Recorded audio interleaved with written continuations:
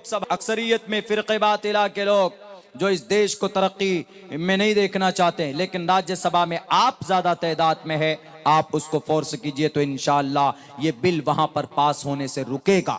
तो अब भी अब्दुल्ला एक रास्ता बताता है, आपके इसको रोकने के लिए ज्यादा हाथ पैर मारने की जरूरत नहीं, जीमेल से कुछ नहीं होगा। लिख लीजिए, आपने 6 लाख जीमेल पहुंचाए, वहां पर 10 लाख जीमेल आरएसएस वाला पहले से ट्रांसफर किया हुआ है।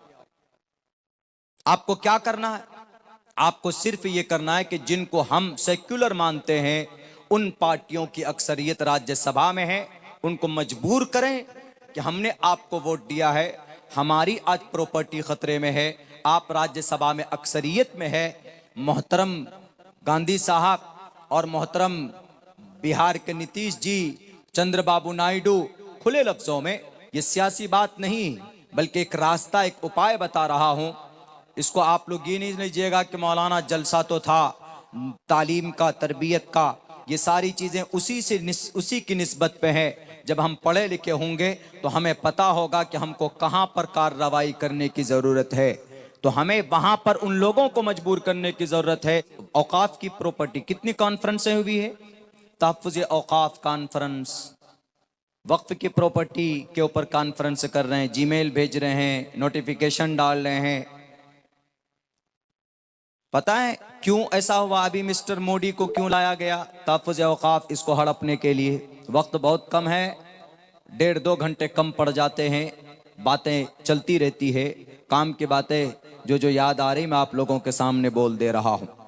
तहफ़्फ़ुज़ औकाफ दुनिया, भारत के अंदर, दुनिया में इससे बड़ी तंजीम, इससे बड़ी बोर्ड नहीं है। भारत के अंदर गवर्नमेंट के मुकाबले में है ये बोर्ड, यानी गवर्नमेंट के पास सबसे ज्यादा जमीन आर्मी के पास है, रेलवे के पास है, तीसरे नंबर पर बोर्ड के पास, मुस्लिम वक्फ बोर्ड के पास 9.5 लाख एकड़ जमीन है। ऐसे नहीं है, 9.5 लाख एकड़ जमीन। आज हमें आलिम की भी जरूरत है पहले नंबर पर, लेकिन वहीं पर दूसरे नंबर पर हमें वकील की भी जरूरत है, हमें डॉक्टर की भी जरूरत है, और हमें डीएम की भी जरूरत है, एसपी की भी जरूरत है। डीएम और एसपी के लिए क्या करना पड़ता? यूपीएससी एग्जाम क्रैक करना पड़ता, उसके लिए भी 2 साल की कोचिंग होती। मैं पैदा किया, तमाम इंसान को पैदा किया। तो इससे पता चलता है कि आपकी तकदीर बदल सकती, आपका निजाम बदल सकता। आप इस दुनिया के अंदर वअंतुमुल आलौन है, लेकिन यह है कि आप अपने वकार को खो चुके हो। आप इस दुनिया के अंदर वअंतुमुल आलौन है, लेकिन यह है कि आप अपने वकार को खो चुके हो। मुसलमानों का रिश्ता कुरान से टूट चुका, मुसलमानों का रिश्ता अमली एतबार से कमजोर हो चुका। 2-3 उदाहरण आपके सामने पेश करना चाहता हूं, आपको बात समझ में आ जाएगी। अभी उत्तर प्रदेश में 23,500 मदरसे हैं। उन मदरसों के ऊपर उनको बंद करने के लिए हाई कोर्ट ने जजमेंट दिया, फैसला दिया।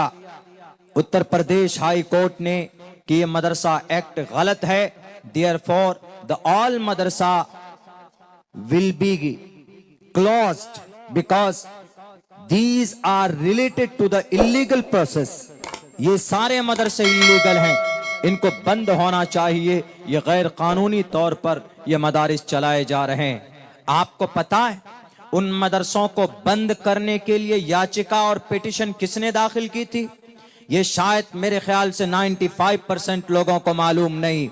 हाई कोर्ट में 5 याचिकाकर्ता पहुंचे थे दरखास्त लेकर कि हाई कोर्ट के जज साहब, उत्तर प्रदेश में जो 13,500 मदरसे हैं, इन मदरसों को बंद कर दीजिए।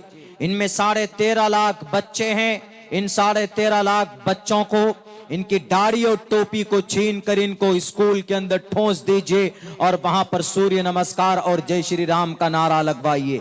तो पता है उन 5 याचिकाकर्ता में से 4 याचिकाकर्ता मुसलमान है। उनमें से एक तो मोहतमीम है, जिला सहारनपुर उत्तर प्रदेश का। तो इसीलिए इस कौम का बेड़ा गर्क करने के लिए खुद मुसलमान जिम्मेदार। हम मिस्टर प्राइम मिनिस्टर वीएचपी के लोगों को, आरएसएस के लोगों को गाली देते हैं, लेकिन हम कभी भी अपने गिरेबान में झांक कर नहीं देखते। कुछ दिनों पहले नबी की शान में गुस्ताखी की गई। महाराष्ट्र का एक साधु बोलता है कि तुम्हारे नबी को हम कैसे मान सकते हैं, तुम्हारे नबी ने एक 9 साल की बच्ची से उनको बीवी बनाकर लेकर आए, तो ये तो घोर अन्याय है, ये जुल्म है, ये तशद्दुद है, ये मासूम बच्चियों के उनके हुकूक को सल्ब करना है। इसलिए हम मोहम्मद